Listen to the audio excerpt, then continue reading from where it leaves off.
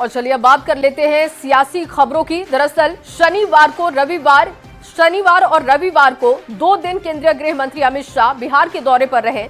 इस दौरान उन्होंने ताबड़तोड़ कई बैठकें की, सरकारी कार्यक्रम में शामिल हुए, जनसभा के मंच से हुंकार भरी और अपने इस दौरे से न सिर्फ 2025 के चुनाव का एजेंडा सेट किया, बल्कि एनडीए के चेहरे पर जो अफवाह है उसको लेकर भी उन्होंने कई बातें की, कंफ्यूजन को दूर किया, पूरी तरीके से कंफ्यूजन पर ब्रेक लगाया।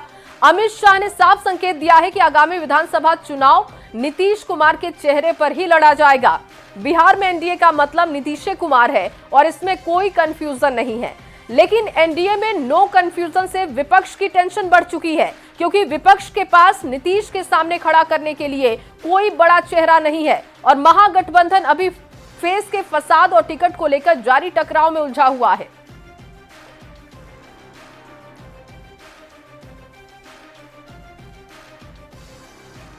और वहीं अमित शाह के बिहार दौरे के बाद बीजेपी के राष्ट्रीय प्रवक्ता शहनवाज हुसैन ने कहा कि नीतीश कुमार के चेहरे पर कोई कंफ्यूजन नहीं है और ये बात हम लोगों ने बहुत पहले कही थी। मोदी नीतीश के नेतृत्व में बिहार में एनडीए प्रचंड बहुमत हासिल करेगा और विरोधियों की हालत सदन में विपक्ष के लायक भी नहीं रहेगी। अमित शाह जी ने ये ऐलान किया है कि मोदी जी और नीतीश कुमार जी के नेतृत्व में चुनाव होगा और हम लोग जीतेंगे, इसमें कोई शक नहीं। बिहार में एनडीए पर ही लोगों का भरोसा है। लोग ये चाहते हैं कि बिहार में फिर से जो एनडीए की सरकार है वो आए। जो सरकार चल रही है, अच्छा काम कर रही है, डबल इंजन की सरकार है। तो डबल इंजन की सरकार कोई क्यों खोना चाहेगा। जहां हमारी सरकार नहीं थी वहां भी हम सरकार लेकर आ गए। यहाँ तो हमारी सरकार है, बट टारगेट थोड़ा बड़ा हम लोगों ने बना लिया है कि इस बार 200 के पार जाना है और इतनी सीट भी आरजेडी नहीं जीत पाएगी कि वो विपक्ष के नेता का दर्जा भी उसको नहीं मिलने वाला। और वहीं मुख्यमंत्री नीतीश कुमार की अगुवाई में रविवार को एक अड़े मार्ग में एनडीए की अहम बैठक हुई, जिसमें अमित शाह भी शामिल थे। इस बैठक से एनडीए में ऑल इज वेल का बड़ा संदेश दिया गया। नीतीश कुमार के चेहरे पर किसी भी तरह की अटकलों और कंफ्यूजन को दूर कर दिया गया। बैठक में शामिल हम के राष्ट्रीय अध्यक्ष और मंत्री संतोष सुमन से न्यूज 18 से उन्होंने बातचीत की है। कई अहम मुद्दों पर उन्होंने बातचीत की और जानकारी दी, वो हम आपको सुनवाते हैं।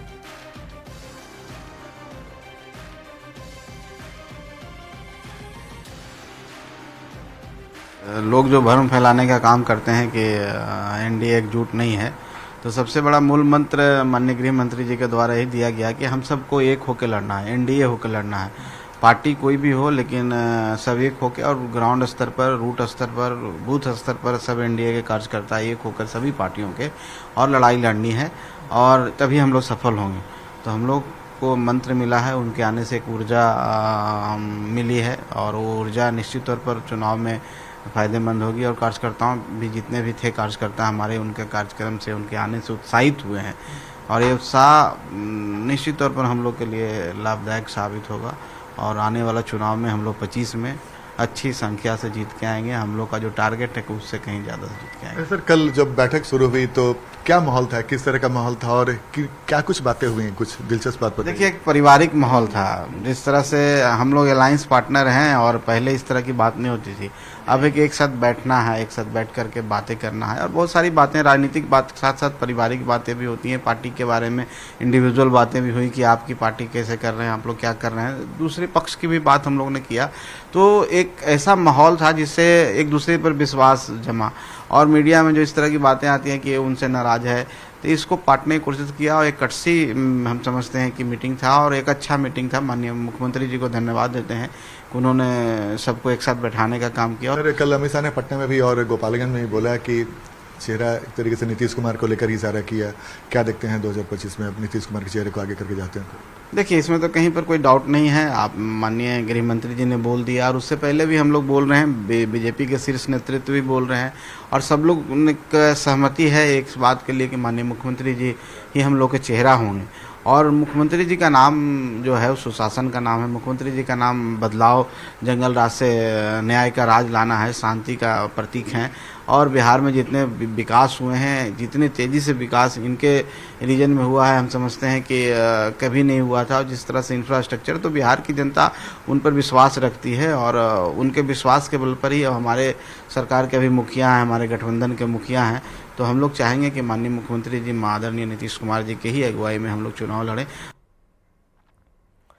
अमित शाह के बिहार दौरे के बाद नीतीश कुमार के चेहरे पर अब कोई कंफ्यूजन नहीं रह गया है और ऐसे में जेडीयू के वरिष्ठ नेता केसी त्यागी ने कहा कि इसके पहले भी नीतीश कुमार को लेकर अफवाहें उड़ती थीं, लेकिन बीजेपी ने बार बार इस कंफ्यूजन को दूर किया है। अमित शाह के संकेत के बाद एक बार फिर से साफ है कि नीतीश कुमार के चेहरे पर ही एनडीए आगामी चुनाव लड़ेगा और नीतीश कुमार ही अगले सीएम भी होंगे। इन सारी चीज़ों, अफवाहों को खारिज कर चुकी है और मैं कहना चाहता हूं कि मोदी जी के नेतृत्व में जिस तरह से महाराष्ट्र में और विषम परिस्थितियों में हरियाणा में जीत हुई थी, वैसी ही थंपिंग मेजोरिटी के साथ बिहार में जीत होगी। नीतीश कुमार मुख्यमंत्री बनेंगे, पूरा कार्यकाल उनका पूरा होगा और उनका स्वास्थ्य किसी भी देश के मुख्यमंत्री से बेहतर है, ऐसा भी इस अवसर पर हम कहना चाहते हैं। 24 अप्रैल को प्रधानमंत्री नरेंद्र मोदी एक बार फिर से बिहार के दौरे पर आने वाले हैं और मधुबनी में उनकी रैली होगी। इसको लेकर एनडीए के नेता अभी से तैयारी में लग चुके हैं। डिप्टी सीएम सम्राट चौधरी, केंद्रीय मंत्री ललन सिंह ने मधुबनी में पीएम की रैली को लेकर बैठक की। जिला परिसदन सभागार में हुई इस बैठक में मुख्य सचिव अमृतलाल मीणा भी मौजूद रहे। सम्राट चौधरी ने जिला प्रशासन की तैयारियों के बारे में जानकारी ली।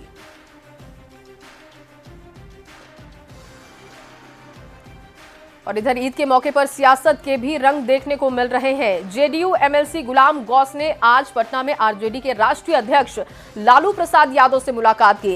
हालांकि गुलाम गौस ने कहा कि इस मुलाकात के राजनीतिक मायने नहीं है, वो एक दूसरे के पर्व पर, त्योहारों पर मिलते रहते हैं। वक्फ संशोधन बिल का लालू प्रसाद विरोध कर रहे हैं और इस बीच गुलाम गौस का उनसे मिलना कई सवाल भी खड़े कर रहा है। रमजान जो है वो मोहब्बत, आपसी सद्भाव और भाईचारे का संदेश देता है।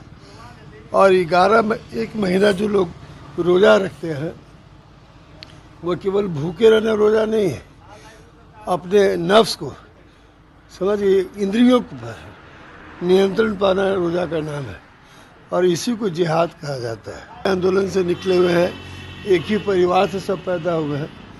डॉक्टर लोहिया कहा करते थे कि राजनीति में मतभेद हो सकता है, मनभेद नहीं होना चाहिए। सब लोग मिलते जुलते रहे, सब मिलते जुलते। आपने एक बात नहीं कही। वहीं जेडीयू एमएलसी गुलाम गौस और लालू प्रसाद की मुलाकात पर सियासत तेज हो चुकी है। बीजेपी ने निशाना साधा, जबकि जेडीयू लीपापोती करती हुई दिखाई दे रही है।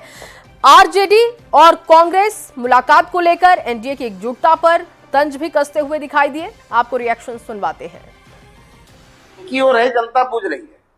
गुलाम गौस की राजनीतिक विचारधारा में बदलाव देख जनता को अंदेशा है कि वे अपनी राजनीतिक पारी में चेंज कर सकते हैं। हालांकि इससे एनडीए की सेहत पर कोई असर पड़ने वाला नहीं, क्योंकि राजद में भगदड़ मची हुई है और कई माननीय भाजपा के संपर्क में।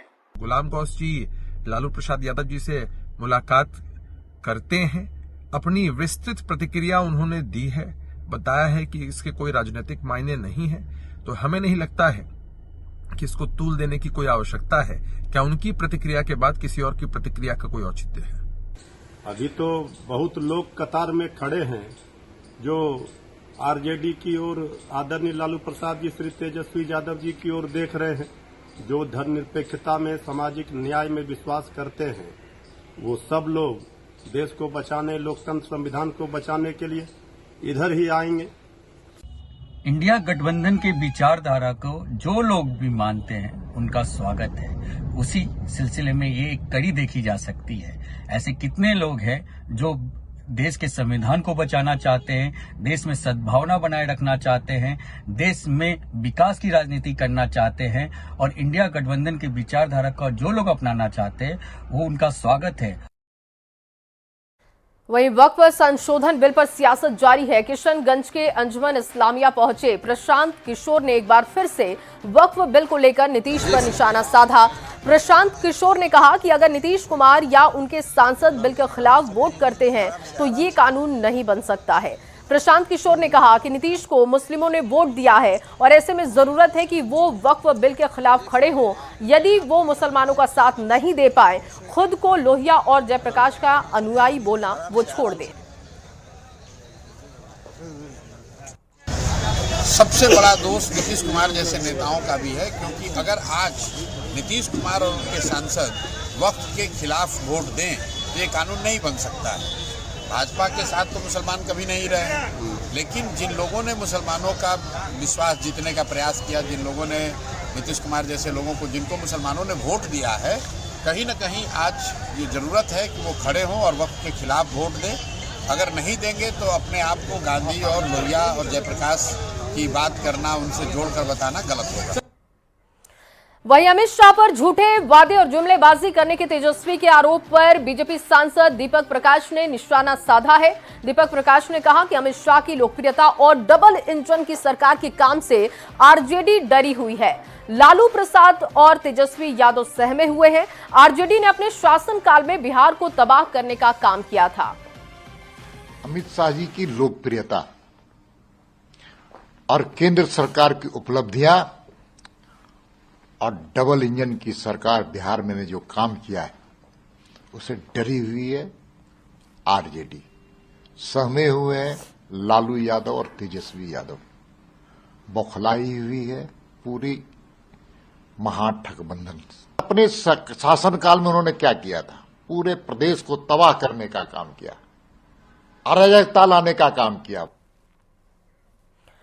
और अब खबर चिराग पासवान को लेकर है। केंद्रीय मंत्री चिराग पासवान के परिवार में एक बार फिर से विवाद की खबर सामने आ रही है। उनकी बड़ी मां राजकुमारी देवी को उनके घर से बाहर निकाल दिया गया है। उन्होंने कहा कि उनके ही परिवार के सदस्यों ने उन्हें घर से बाहर निकाल दिया। इस बात की जानकारी केंद्रीय मंत्री चिराग पासवान को दी गई, जिसके बाद चिराग पासवान ने अपने भांजे को वहां भेजा। पूरे मामले में पार्टी के प्रदेश अध्यक्ष राजू तिवारी ने कहा कि धन और पैसे के लालच में ये सब कुछ किया जा रहा है। हमारे नेता आदरणीय चिराग पासवान जी तत्काल अपने भांजे को, जो हमारे छात्र के प्रदेश अध्यक्ष हैं प्रिंस मृणाल पासवान जी को भेजा है। वो सरमनी गए हैं और पता चला बातचीत के क्रम में कि पारस जी की और स्वर्गीय रामचंद्र जी की पत्नी गई थी और जिसमें रामविलास जी की धर्मपत्नी रहती थी, उस घर में 3-4 कमरों में ताला उन्होंने बंद कर दिया है और उनको लगभग प्रताड़ित किया गया। निश्चित रूप से बहुत दुर्भाग्य की बात है। हमारे प्रकोष्ठ के अध्यक्ष और हमारे राष्ट्रीय अध्यक्ष के भांजे गए हैं और देखिए ये दर्शाता है कि श्रद्धेय रामविलास पासवान जी के जाने के बाद सत्ता और धन के मोह में किस तरह से परिवार का विखंडन हुआ है और उसका श्रेय किसको है। कभी भगवान बोला करते थे लोग, आज उन्हीं भगवान की धर्मपत्नी के साथ इस तरह की घटनाएं हो रही हैं। कभी उनको माफ नहीं करेगा बिहार की जनता और रामविलास पासवान जी के जितने भी चाहने वाले लोग होंगे उनको क्षमा नहीं करेंगे।